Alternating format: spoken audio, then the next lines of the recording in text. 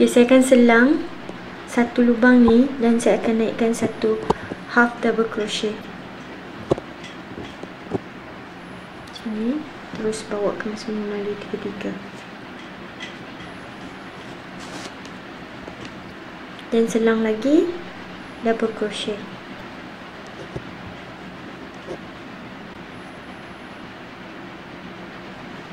Dan selang lagi double crochet lagi.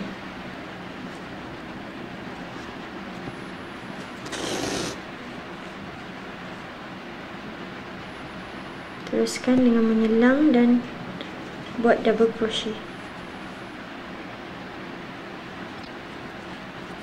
Oops, sorry, tak selang.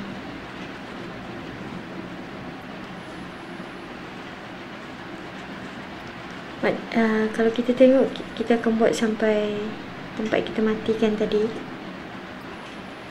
Okay. Selang, kita akan masuk tempat yang kita matikan tadi.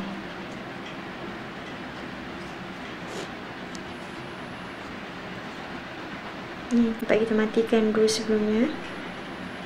Kita dah terlebih satu. So ni dikira satu untuk sebelah lagi satu. Ingat tadi saya kira 10 kan. So daripada sini pun saya nak kira 10 juga. So ni kira 1, 2, 3, 4, 5, 6, 7, 8, 9, 10. Maknanya saya kena buat sampai sini lah. Saya selang lagi 3, 4, 5, ni 5,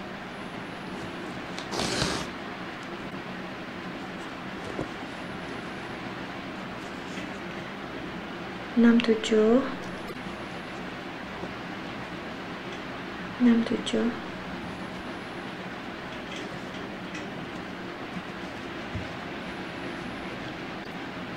8, 9. Yang ke 9 saya akan buat half double crochet macam melasannya tadi juga. Saya akan buat half double crochet dan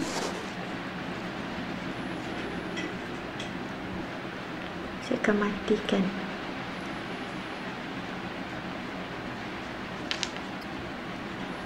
Dengan slip stitch.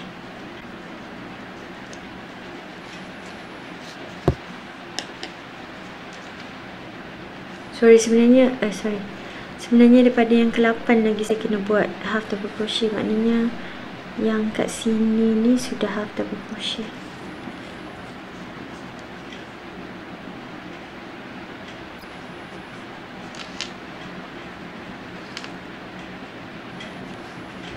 Dan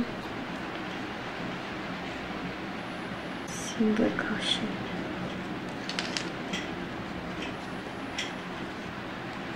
Okay. So kita akan dapat bentuk macam ni. Untuk row seterusnya macam okay, yang ni kita baru workout row ni.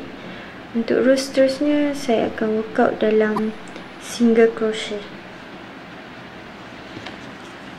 Kita pusing arah sini dan naikkan satu rantai. Sama juga kita akan selang juga, maknanya kita akan selang satu. Selang lagi. Selang lagi.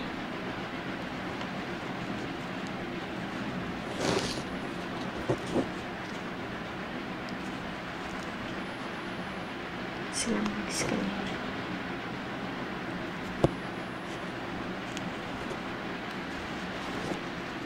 Kita akan dapat bentuk macam ni.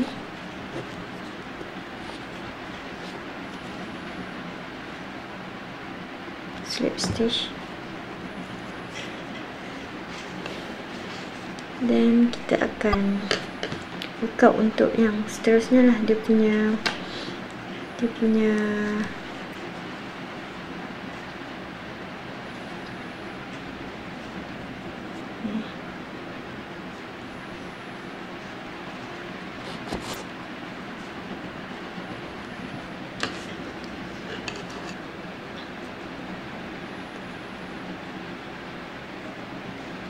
Ni dia punya yang bulat ni kan.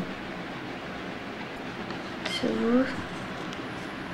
saya akan tarik yang